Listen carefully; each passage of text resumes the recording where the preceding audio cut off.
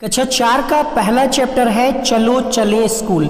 इसमें यह बताया गया है कि विभिन्न राज्यों में कैसे बच्चे स्कूल जाते हैं, किन किन साधनों से जाते हैं, इसकी बात कही गई है इसमें। तो चलिए देखते हैं पहले पॉइंट से। तो कहा जा रहा है असम में बांस से बने पुल होते हैं। तो इसके बारे में भी हमने आपको पहले भी बताया था कि असम के घर कैसे होते हैं। तो यहाँ पे बांस से बने पुल होते हैं और बांस से बने खंभों पर ही मकान भी बनाए जाते हैं। यहाँ बारिश बहुत ज़्यादा होती है, कभी कभी तो चारों तरफ घुटनों तक पानी भर जाता है, फिर भी बच्चे स्कूल जाने से नहीं रुकते। एक हाथ में किताबें उठाते हैं, दूसरे हाथ में बांस पकड़ते हैं और जल्दी जल्दी बांस और रस्सी से बना पुल पार कर लेते हैं। तो ये असम की बात हो गई। यहाँ से प्रश्न पूछा जा सकता है कि असम राज्य से बच्चे स्कूल कैसे जाते हैं जब पानी बहुत ज़्यादा वहाँ पे भर जाता है। तो कैसे जाते हैं? बांस और रस्सी से बना पुल, ये ध्यान रखिएगा, इसको बना करके जाते हैं। कहाँ से कौन से पॉइंट से क्वेश्चन बना लिए जाए आप सोच नहीं सकते। यहाँ पे दूसरा पॉइंट कहा जाता है लद्दाख में लकड़ी का झूला बना होता है जिसे ट्रॉली कहा जाता है। तो लद्दाख में बच्चे कैसे जाते हैं?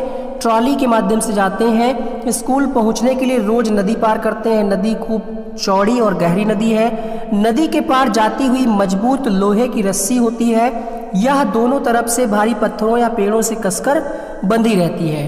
ट्राली पुली की मदद से इसी रस्सी पर सरकती है। पुली होती है, सही लिखा हुआ है यहाँ पे। आपने देखा होगा कुएं जो होते थे पहले, उस पे पुल टाइप में ऐसे वो रहता था, उसी पर रस्सी सरकती है। 4-5 बच्चे एक ट्राली में बैठ सकते हैं और नदी के उस पार पहुंच सकते हैं। सीमेंट का पुल, सीमेंट के पुल कैसे होते हैं आपने देखा ही होगा।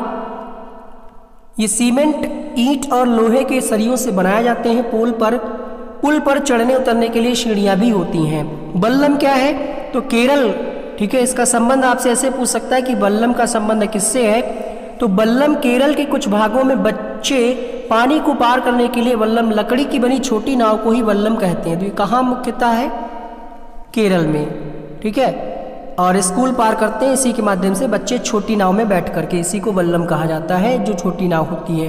ऊंट की गाड़ी तो रेगिस्तान, राजस्थान में पाई जाती है क्योंकि यहाँ पे रेगिस्तानी इलाका है। यहाँ दूर दूर तक रेत ही रेत नजर आती है। दिन में तो रेत खूब तपती है। बच्चे ऊंट गाड़ी में बैठ करके स्कूल जाते हैं। तो क्वेश्चन आप समझ सकते हैं कैसा पूछा जाएगा। क्वेश्चन पूछा जाएगा कि निम्नलिखित में से कौन सा विकल्प सही नहीं है। ठीक है, ये एक ऑप्शन दे दिया, एक ए ऑप्शन दे दिया और एक असम वाला ऑप्शन दे दिया, और लद्दाख वाले ऑप्शन में कहीं कुछ घुमा दिया कि लकड़ी का बना झूला हो सकता है। यहाँ पे कह दे कि लोहे का बना झूला होता है जिसको ट्राली की जगह पे कुछ और नाम दे दिया जाए, तो ये विकल्प गलत हो जाएगा। ऐसे प्रश्न पूछा जाता है। तो प्लीज आप इन सारी चीज़ों को याद रखिएगा कि असम में कैसा होता है, लद्दाख में कैसा होता है, ऐसे ही प्रश्न बनेगा। मैदानी इलाके की बात करें तो यहाँ पे बच्चे बैलगाड़ी के माध्यम से स्कूल जाते हैं और धूप होती है तो छतरियाँ ऊपर खोल लेते हैं। जुगाड़ क्या है? तो गुजरात में ये पाई जाती है, वैसे तो अब हर जगह है, बट अगर एनसीईआरटी गुजरात के बारे में कह रहा है तो अगर कभी क्वेश्चन में आ जाए तो गुजराती ही आप लगाइएगा, है ना। गुजरात में पाई जाती है, एक गाड़ी का नाम है, ऐसे यहाँ पे आप देख सकते हैं, ये है जुगाड़। आगे मोटरसाइकिल का इंजन और पीछे ठलिया वगैरह होता है, लकड़ी का फट्टा होता है। स्कूल पहुंचने के लिए बच्चों को घने जंगल से निकलना पड़ता है। कहीं कहीं जंगल इतना घना होता है कि दिन में भी रात जैसा लगता है। उत्तर की पहाड़ियों पर बच्चे मीलों फैली बर्फ पर चलकर स्कूल जाते हैं। साथ ही वह हाथ पकड़ पकड़ कर बर्फ पर जो है जमाते हुए ध्यान से चलते हैं। मतलब कहने का ये हुआ कि हाथ पकड़कर बर्फ पर जब बच्चे चलते हैं तो ध्यान से चलते हुए हैं। भाई पैर आपको जमाना पड़ेगा ना, पैर ऐसे बर्फ पर, वही कह रहा है यहाँ पे। ताजी बर्फ में क्या है, पैर धंस जाते हैं। अगर बर्फ जमी हुई तो फिसल भी सकते हैं। उत्तरांचल की बात करें तो ये इलाका पहाड़ी है। यहाँ दूर दूर तक ऊबड़ खाबड़ रास्ते हैं। मैदानों या शहर में रहने वाले बच्चों को भले ही मुश्किल लगे, यहाँ के बच्चे भागते हुए पहाड़ी रास्ते पार कर लेते हैं। अब प्रश्न किस चैप्टर से ज़्यादा आते हैं? इस वाले चैप्टर से। नंदू हाथी जो चैप्टर है इससे हर बार एक प्रश्न आता है। इसके अलावा खेजड़ी वृक्ष से हर बार एक प्रश्न आता है। तो वीडियो को एंड तक देखते रहिए, ठीक है। काफ़ी इंपॉर्टेंट सारे फैक्ट आपको पॉइंट टू पॉइंट बताए जा रहे हैं। चैप्टर नंबर 2 है आपकी किताब में, कक्षा 4 में। चैप्टर नंबर 2 में कहा जा रहा है कान में। तो यहाँ पे कानों के बारे में बात कही गई है।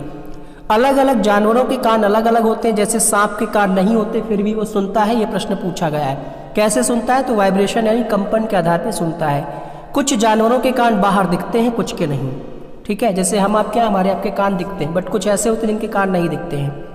पक्षियों के कान दिखते नहीं हैं, लेकिन उनके सिर के दोनों तरफ छोटे छोटे छेद होते हैं। यह पंखों से ढके होते हैं, मतलब कान होते हैं बट दिखेंगे नहीं क्योंकि पंखों से ढके होते हैं, पंख के ऊपर होते हैं। इन्हीं की मदद से पक्षी क्या है, सुनते हैं। छिपकली के भी छोटे छोटे छेद जैसे कान दिखाई देते हैं। मगरमच्छ के भी छोटे छेद जैसे कान होते हैं, लेकिन आसानी से दिखाई नहीं देते। यहाँ से प्रश्न पूछा गया, इसलिए इसको हमने रेड कलर में कर लिया है। जिन जानवरों के कान बाहर दिखाई देते हैं उनके शरीर पर बाल होते हैं और वे बच्चे देते हैं। इसमें मनुष्य भी आ जाएगा, गाय है, भैंस है, ये सारे जानवर। जिन जानवरों के कान बाहर दिखाई नहीं देते, शरीर पे बाल नहीं होते, वे अंडे देते हैं। तो आपको ध्यान रखना है अंडे देने वाले की क्या विशेषता है और जो बच्चे देते हैं उनकी क्या विशेषता है। जिनके कान बाहर दिखाई दे, शरीर पे बाल हो, वो बच्चे देते हैं। बहुत साल पहले धरती पे डायनासोर थे, अब नहीं है, फिल्मों पुस्तकों में मिलते हैं। चैप्टर नंबर 3, एक एक पॉइंट आपकी जुबान पे रटा होना चाहिए। एक बड़ा हाथी एक दिन में 100 किलोग्राम से ज़्यादा पत्तियां झाड़ियां खा लेता है। 100 लिखा है मतलब 100। अगर क्वेश्चन आता है, अगर वहाँ पे 150 दिया है या 110 दिया है तो वो गलत हो जाएगा, ध्यान रखिएगा।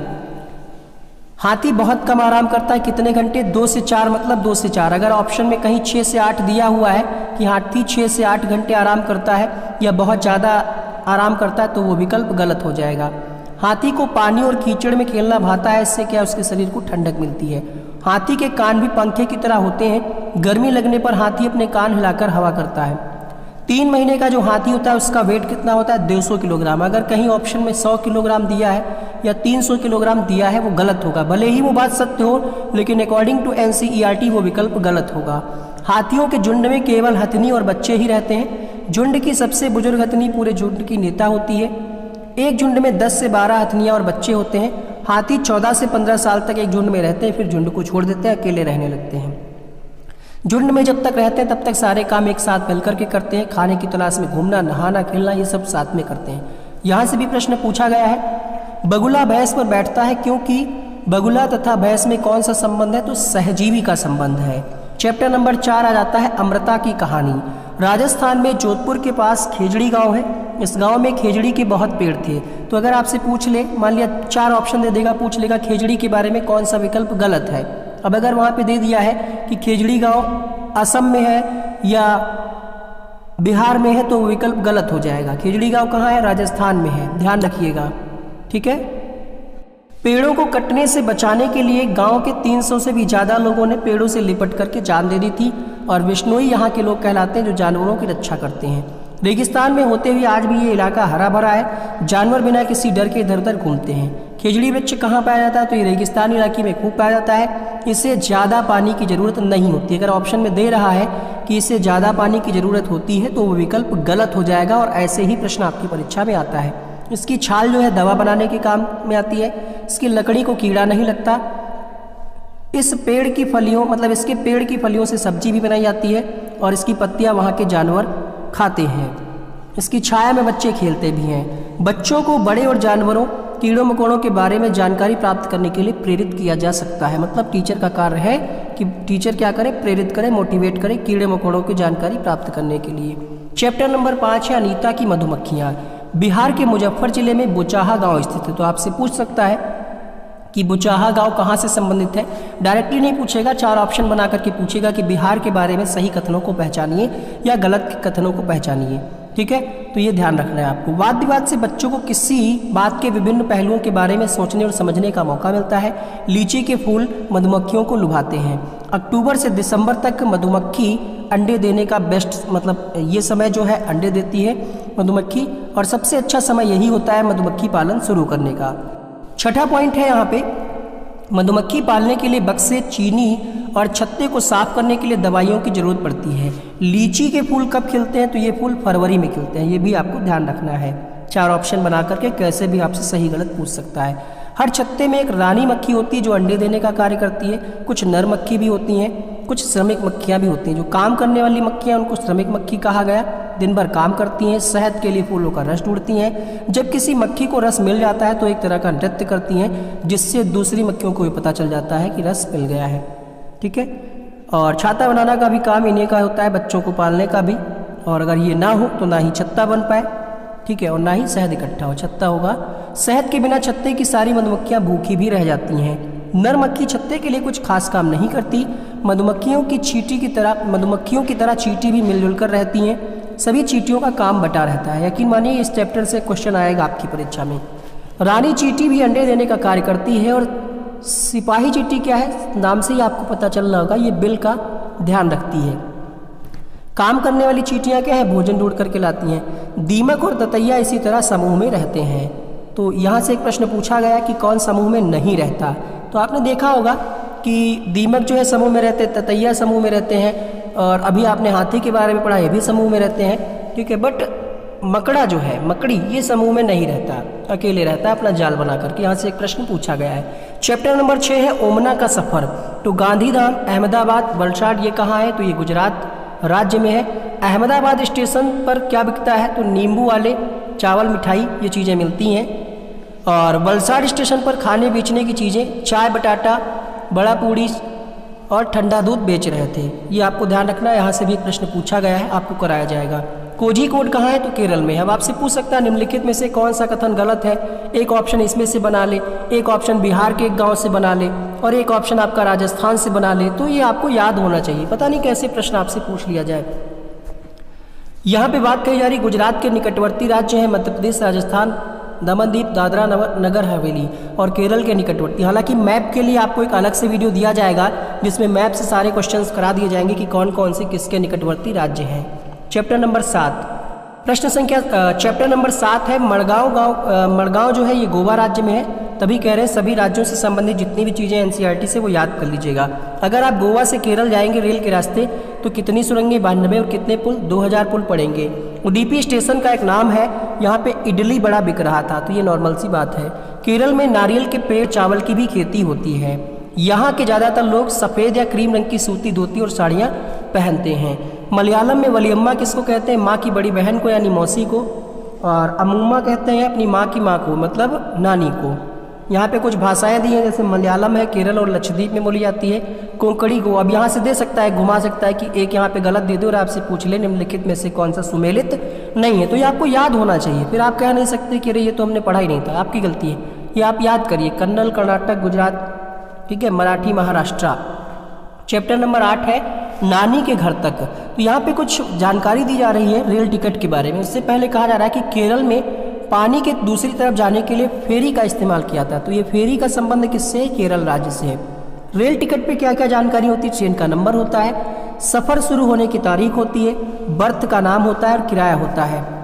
और रेलवे टाइम टेबल से हमें बहुत सी जानकारी मिलती है। यहाँ पे देख लीजिएगा, रेल टिकट पे व्यक्ति का नाम नहीं होता है, ये भी आपको ध्यान रखिएगा, क्योंकि एनसीईआरटी में कहा जा रहा है कि नहीं होता है मतलब नहीं होता है। हो सकता है आप ऑनलाइन टिकट बुक करते हो, उसमें आपका नाम आ जाता हो, है ना, तो उस पर नहीं जाना, जो एनसीईआरटी कह रहा है उस पर जाना है। ट्रेन का नंबर, सफ़र शुरू होने की तारीख, बर्थ नंबर और किराया, नाम नहीं है, ध्यान रखिएगा। रेलवे टाइम टेबल में हमें बहुत सी जानकारी मिलती है, जैसे ट्रेन किस समय से किस समय पहुंचेगी और किस समय स्टेशन छोड़ेगी, कितनी दूरी तय करेगी आदि। ओमना ने नगर कौल एक्सप्रेस ट्रेन से सफ़र किया। अहमदाबाद से नगर कोइल स्टेशन तक कुल कितने स्टेशन है, तो कुल 13 है। यहाँ से भी प्रश्न एक न्यूमेरिकल बना करके पूछा गया है। बदलते परिवार, बदलाव जिंदगी का हिस्सा है, इन बदलाव का बच्चों पर गहरा असर हो सकता है, इसलिए आवश्यक है कि इस चर्चा को संवेदनशीलता से किया जाए। आंध्र प्रदेश में लोगों का एक समूह विशेष कैंप लगाता है। इस कैंप द्वारा कम उम्र की शादीशुदा लड़कियों को फिर से स्कूल भेजने में मदद की जाती है। बाल विवाह कानून के अनुसार लड़की की शादी की आयु कम से कम 18 और 21 वर्ष है, किसकी, लड़के की, ये भी ध्यान रखिएगा।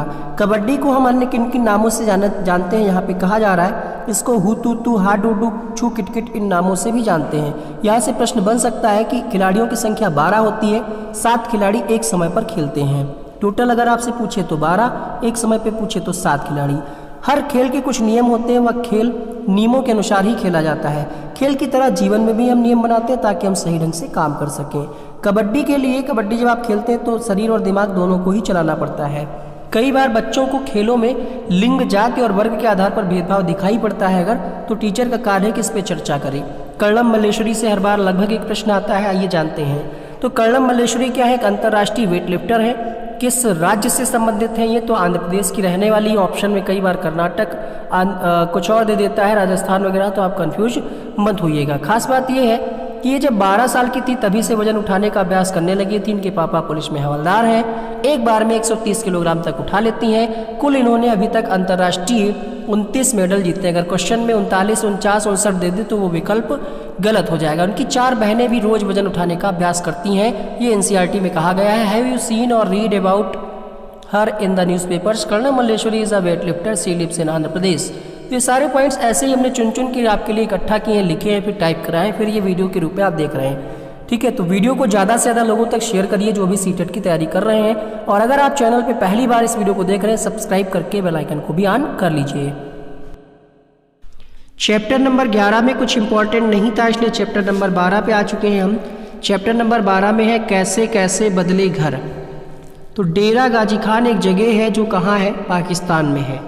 कच्चे घरों में गोबर को मिट्टी में मिलाकर क्यों लीपा जाता है? ताकि मिट्टी में कीड़ा न लगे। ठीक है, एक बार सीटेट 2011 में ये प्रश्न पूछा गया था कि क्यों लीपा जाता है, तो ध्यान रखिएगा मिट्टी में कीड़ा न लगे इसलिए लीपा जाता है। नीम और कीकर की लकड़ी जो होती है इसमें दीमक नहीं लगती है। सोहना गांव कहाँ है? तो सोहना गांव हरियाणा में है। ईंटों की दीवारों को लीपना नहीं पड़ता है। साल में एक बार ईंटों की दीवारों की चूने से पुताई की जाती है। सोहना गांव से जब आप दिल्ली जाएंगे तो रास्ते में एक शहर पड़ेगा गुड़गांव। चैप्टर नंबर 13 पहाड़ों से समुंदर तक। बहुत सारी चीज़ें पानी में आसानी से घुल जाती हैं। इनमें से कई चीज़ें हमारे शरीर के लिए हानिकारक हो सकती हैं, इसलिए पीने से पहले पानी साफ करना जरूरी है। सबसे अच्छा तरीका है कि पानी को उबाल करके साफ किया जाए। बसवा का खेत, चैप्टर नंबर 14। तो बसवा कहाँ है? बसवा कर्नाटक के बेलबनिक गांव में रहता है। किसी व्यक्ति का नाम है बसवा और ये गांव का नाम है, ये राज्य का नाम है। जुलाई के माह में प्याज की फसल उगाई जाती है। खूंटी से खेत की मिट्टी को नरम किया जाता है। कर्नाटक में हल को कुरीगे के नाम से जानते हैं। प्याज की फसल बोने के 20 दिन के बाद प्याज में छोटे छोटे पौधे निकल आते हैं। खेतों में कुछ पौधे बिना बोए निकल आते हैं, उनको हम क्या कहते हैं? खरपतवार कहते हैं। चूं चूं करती आई चिड़िया। चिड़ियों के बारे में इस चैप्टर से एक प्रश्न आपकी परीक्षा सीटेट में जरूर आएगा। 3 स्लाइड है, इसको अच्छे से लिख लीजिए, याद कर लीजिए। गीजू भाई बधेका गुजरात में रहते हुए बच्चों के लिए कुछ मज़ेदार कहानियां लिखते थे। कलचिड़ी इंडियन रोबिन, यहाँ पे आप फिगर देख पा रहे होंगे, पत्थरों के बीच खाली जगह में घोंसला बनाती है। यह घोंसला घास से बना होता है। इसके ऊपर पौधों की नाजुक टहनी, जड़ें, बाल, रुई ये सब बिछा रहता है। कौवा पेड़ की ऊंची डाल पर घोंसला बनाता है। कौवे के घोंसले में लोहे के तार और लकड़ी की शाखाएं जैसी चीजें होती हैं। तो ये विशेषताएं हैं पक्षियों और उनके घोंसलों की। कोयल अपना घोंसला नहीं बनाती, तो फिर वे अपने अंडे कहाँ देती है? वे कौवे के घोंसले में अपना अंडा देती है। कौवा अपने अंडे के साथ साथ कोयल के अंडे की भी देखभाल करता है, सेता है। फाख्ता कैकस, ये फाख्ता जो पक्षी है ये कैक्टस के कांटों के बीच या फिर मेहंदी के मेड़ में अपना घोंसला बनाता है। गौरैया अलमारी के ऊपर आईने के पीछे घर की दीवार के आले में अपना घोंसला बनाती है। आला क्या होता है? पहले छोटी छोटी अलमारियां टाइप में ऐसे ऐसे काट दिया जाता था घरों में, ऊपर ऐसे ऐसे, तो देखिएगा वही होता है आला। कबूतर पुराने मकान या खंडहर में अपना घोंसला बनाते हैं। बसंत गौरी कहाँ? तो पेड़ के तने में गहरा छेद कर उसमें अंडे देती है। दर्जन चिड़िया की खास बात क्या है कि ये अपनी चोंच से पत्तों को सी लेती है। जैसे सुई से आप कपड़ा सिलते हैं वैसे ही ये क्या करती है? पत्तों को सी लेती है और उसकी एक थैली बना लेती है, उसी में अंडे देती है, यही उसका घोंसला है। शकरखोरा की विशेषता क्या है? तो किसी छोटे पेड़ या झाड़ी की डाली पर अपना लटकता हुआ घोंसला बनाते हैं। इस घोंसले में बाल, बारीक घास, पतली टहनियाँ, सूखे पत्ते, रुई, पेड़ की छाल के टुकड़े और कपड़ों के चिथड़े होते हैं और मकड़ी के जाले भी होते हैं। तो ये विशेषता किस पक्षी की है? शकरखोरा की। बीवर पक्षी की खास बात क्या है कि सभी नर बीवर अपने घोंसले बनाते हैं। उसके बाद मादा बीवर सभी को चेक करती है, देखती है, उसमें से जो सबसे अच्छा लगता है उसी में वो अंडे देती है। गाय के दांतों की विशेषता क्या है? गाय के जो आगे के दांत होते हैं छोटे होते हैं, पत्तों को काटने के लिए और घास को चबाने के लिए। पीछे के दांत कैसे होते हैं? चपटे और बड़े होते हैं। बिल्ली के दांत नुकीले होते हैं, मांस फाड़ने और काटने के काम आते हैं। सांप के दांत नुकीले होते हैं, वह अपने शिकार को चबाता नहीं बल्कि कैसे निगल करके खाता है। जैसे आप दवाई, कोई टैबलेट होती है तो आप उसको निगलते हैं, है ना, मुंह चला करके नहीं, पेस्ट नहीं करते हैं, निगल जाते हैं वैसे ही। गिलहरी के दांत हमेशा बढ़ते रहते हैं, दांतों से काटने और कुतरने के कारण इसके दांत घिसते रहते हैं। यहाँ पे थोड़ा सा गलती हुई है, तो ये प्रश्न पूछा गया। ऑप्शन में चूहा भी देता है, कई किताबें इसका आंसर चूहा लिखती हैं, बट चूहा नहीं होगा, एनसीईआरटी गिलहरी कहती है, तो आप गिलहरी के साथ ही जाइएगा। चैप्टर नंबर 17 है नंदिता मुंबई में, तो यहाँ पे 2 पॉइंट है, इससे कोई खास प्रश्न नहीं बन सकता है। मुंबई भीड़ भाड़ वाला इलाका है, यहाँ लोग 4 बजे उठकर नल से पानी भरते हैं। चैप्टर नंबर 18 पानी कहीं ज़्यादा कहीं कम, तो कहाँ ज़्यादा है कहाँ कम, आइए देखते हैं। यहाँ पे कुछ डिटेल दी हुई है, आपको लग रहा होगा कि अरे यार यहाँ से प्रश्न कैसे आएगा। ये 3 पॉइंट आप याद रखिए, 3 क्या 4 पॉइंट है, इसी में से कोई घुमा देगा। जैसे यहाँ पे लिखा हुआ है नल्ला मड़ा आंध्र प्रदेश में, तो अगर आपको 4 ऑप्शन दे दे और वहाँ पे एक दे दे कि नल्ला मड़ा कहाँ है, गुजरात में है, तो क्या होगा, वो ऑप्शन गलत हो जाएगा, बाकी के 3 सही दे देगा। ऐसे प्रश्न पूछा जाएगा। तो नल्ला मड़ा आंध्र प्रदेश में है, बाजार गांव महाराष्ट्र में है, कफ परेड मुंबई में है, और कर्नाटक में कौन सा गांव है, होलगुंडी गांव। गंदा पानी पीने से दस्त और हैजा से लोग बीमार हो सकते हैं। तो आपको ये बताना चाह रहा है ये पॉइंट कि हैजा कैसे फैलता है, दूषित जल और भोजन से। उल्टियाँ होती हैं, इससे क्या होता है, उल्टियों से बहुत सारा पानी शरीर से बाहर निकल जाता है, जो कि हमारे शरीर के लिए हानिकारक है। तो अगर पानी की कमी है किसी को, उसकी कैसे पूरा करेंगे, शक्कर और नमक का घोल पीना चाहिए। कई बार डॉक्टर भी WHO का घोल देते हैं, ORS वाला, काफ़ी एडवर्टाइजमेंट आपने देखा होगा। यहाँ पे एक गांव है, इस गांव में बच्चों की पंचायत का नाम है भीमा संघ। चैप्टर नंबर 19 जड़ों का जाल। घास की जड़ें बहुत मजबूत होती हैं, इन्हें खुरपी से खोद करके ही निकाला जा सकता है। घास का पौधा जितना जमीन के ऊपर होता है उससे कहीं ज़्यादा जमीन के अंदर फैला हुआ होता है। बरगद के पेड़, उनकी लटकन, उनकी जड़ें होती हैं जो कि टहनियों से निकलती हैं और बढ़ते बढ़ते जमीन के अंदर चली जाती हैं। ये जड़ें मजबूत खंभे की तरह पेड़ को सहारा देती हैं। पेड़ काटने के खिलाफ कई सारे कानून बने हुए हैं, अर्थात अगर आपको पेड़ को काटना है तो आपको सरकार से लिखित मंजूरी लेनी पड़ती है। रेगिस्तानी ओक से एक इम्पॉर्टेंट प्रश्न हर बार पूछा जाता है, तो ये फैक्ट याद कर लीजिएगा। ये पाया कहाँ जाता है, कई बार लोग सोचते हैं कि रेगिस्तानी ओक दिया है तो रेगिस्तान में पाया जाएगा। 19 में इसी तरीके से एक प्रश्न आया था। तो ये जो है ऑस्ट्रेलिया में पाया जाता है। कहाँ पाया जाता है, ऑस्ट्रेलिया में। ऊंचाई इसकी लगभग 11 से 12 फीट होती है, पत्तियां कम होती हैं, और अगर ऐसे 30 पेड़ जमीन से लिटा दिए जाए तो उस लंबाई तक जमीन में गहरी जाती हैं जब तक कि पानी ना पहुंच जाए। ये पानी जो है पेड़ के तने में जमा होता रहता है। ऐसा कहा जाता है कि जब कभी इस इलाके में पानी की आवश्यकता पड़ती है, कमी होती है, तो यहाँ पे लोग पतला पाइप डाल करके पानी निकाल लेते थे। अब है कि नहीं है, इसकी अभी कोई अपडेट नहीं है। चैप्टर नंबर 20 है मिलकर के खाएं। तो असम में एक त्यौहार मनाया जाता है, बिहू त्यौहार। तो आपसे अगर प्रश्न पूछे कि बिहू त्यौहार का संबंध किस राज्य से है, तो ये असम से। उरुका क्या है, बिहू त्यौहार से पिछली जो शाम होती है वो होती है उरुका। घास और बांस से तैयार जो घर होता है उसको भेला घर कहते हैं। बोरा और चेवा चावल के 2 प्रकार हैं जो पकने के बाद चिपचिपा हो जाते हैं। इन्हें कहाँ खाया जाता है, तो मुख्यतः असम में खाया जाता है। चेवा चावल ताओ कहाड़ी को आग पर रखकर उसमें पानी उबालते हैं और उस पर भीगे हुए चावलों से भरी हुई कढ़ाई रखकर पकाते हैं। ये चेवा चावल पकाने का प्रकार है।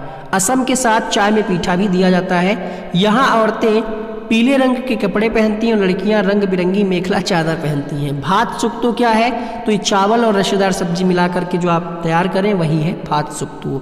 मिड डे मील क्या है, तो ये बच्चों का अधिकार है। इसकी शुरुआत हुई थी 15 अगस्त 1995। खाना खिलाया, चैप्टर नंबर 21 आपके सामने। गुरुद्वारे के रसोई घर में काम हो रहे थे, बहुत सारे यानी कई काम हो रहे थे। खाना बड़े बड़े बर्तनों में पक रहा था। वहाँ एक बड़े पतीले में उड़द और चने की दाल पक रही थी।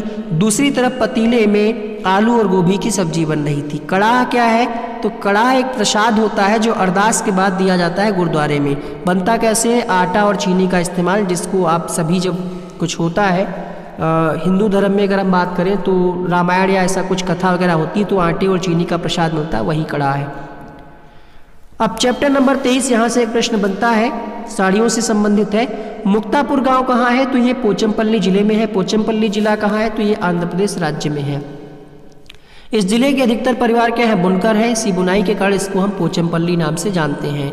कारीगर चमकदार रंगों की बहुत ही सुंदर पोचमपल्ली साड़ियाँ बनाते हैं। ऐसी साड़ी बुनने के लिए अच्छी कारीगरी चाहिए, साथ ही साथ कई दिनों की कड़ी मशक्कत करनी पड़ती है। चैप्टर नंबर ये जो आप पढ़ रहे हैं इससे 5वें पॉइंट से प्रश्न 2 बार पूछा गया है। आंध्र प्रदेश में खास तौर से पोचमपल्ली और कलमकारी साड़ियाँ बनाई जाती हैं। पोचमपल्ली की तरह भारत में कई इलाकों में कुछ खास चीज़ें बनाई जाती हैं। इन चीज़ों के नाम उस इलाके के नाम से मशहूर, जैसे कुल्लू की शाल, बिहार की मधुबनी पेंटिंग, असम की शिल्क, कश्मीर की कढ़ाई, ये प्रसिद्ध है। चैप्टर नंबर 24 है दूर देश की बात। 27 चैप्टर है आई थिंक इस कक्षा 4 में। तो देखते हैं मलयालम में चिटप्पन किसको कहते हैं, तो पिता का छोटा भाई यानी चाचा को। कुजुम्मा किसको कहते हैं, पिता के छोटे भाई की पत्नी अर्थात चाची को कुजुम्मा कहते हैं, और चिटप्पन कहते हैं चाचा को। अबू धाबी में रेत के पहाड़ होते हैं जिन्हें रेत के टीले भी कहा जाता है। अबू धाबी और आसपास के देश रेगिस्तान इलाके में है। यहाँ शहर से थोड़ी ही दूर पर चारों ओर दूर दूर तक रेत दिखाई देती है, ना कोई पेड़ है ना कोई हरियाली है, सिर्फ रेत और रेत ही दिखाई देती है। रेगिस्तान की खास बात क्या है, यहाँ पे बारिश नहीं होती, पानी बहुत कीमती है, न बारिश है, ना ही नदियाँ हैं, न झील है, न तालाब है, जमीन के नीचे भी वहाँ पानी नहीं है। तो यहाँ पे पानी बहुत महंगा है, पेट्रोल सस्ता है, अर्थात पानी जो है महंगा है, पेट्रोल सस्ता है। यहाँ पेट्रोल पानी से सस्ता है। अबू धाबी में सिर्फ खजूर के ही पेड़ दिखाई देते हैं। अबू धाबी की मुद्रा दिरहम है, क्वेश्चन आपसे पूछा गया था, वहाँ पे उन्होंने अबू धाबी की मुद्रा को दीनार लिख दिया था और वो विकल्प गलत था। ऐसे ही प्रश्न घुमा फिरा करके आपसे पूछा जाएगा। गर्मी की वजह से अबू धाबी में लोग ढीले ढाले सूती कपड़े पहनते हैं, पूरा शरीर और सिर भी ढक कर रखते हैं, इससे वे तेज धूप से बच जाते हैं। चैप्टर नंबर 25 है केरल को मसालों का बगीचा कहा जाता है। क्यों? क्योंकि यहाँ पे सबसे ज़्यादा मसालों का उत्पादन होता है। तेज पत्ता, छोटी इलायची, बड़ी इलायची, काली मिर्च को उगाया जाता है। अब गरम मसाले में ये सारे मसाले आ जाते हैं। फौजी वहीदा, तो फौजी वहीदा जो है ये वहीदा प्रिज्म इनको कहा जाता है। लेफ्टिनेंट कमांडर है, ये भारतीय नौसेना में डॉक्टर है और नौसेना के समुद्री जहाज पर काम करने वाली गिनी चुनी महिलाओं में से एक है। यह पहली महिला है जिन्होंने पूरी परेड कमान संभाली। ठंडा मंडी गांव कहाँ है, तो ये जम्मू कश्मीर के राजौरी जिले में है। जब परेड होती है तो पीछे 4 टुकड़ियां चलती हैं। पूरी परेड में 36 निर्देश देने होते हैं। निर्देश इतनी जोर से देने होते हैं, आपने देखा होगा कहीं परेड होते हुए, अगर आपने पीएससी या आर्मी की तो आपने देखा होगा काफ़ी तेज बोलना होता है, मतलब पीछे जो व्यक्ति खड़ा है उस तक आवाज़ ये जा पाए।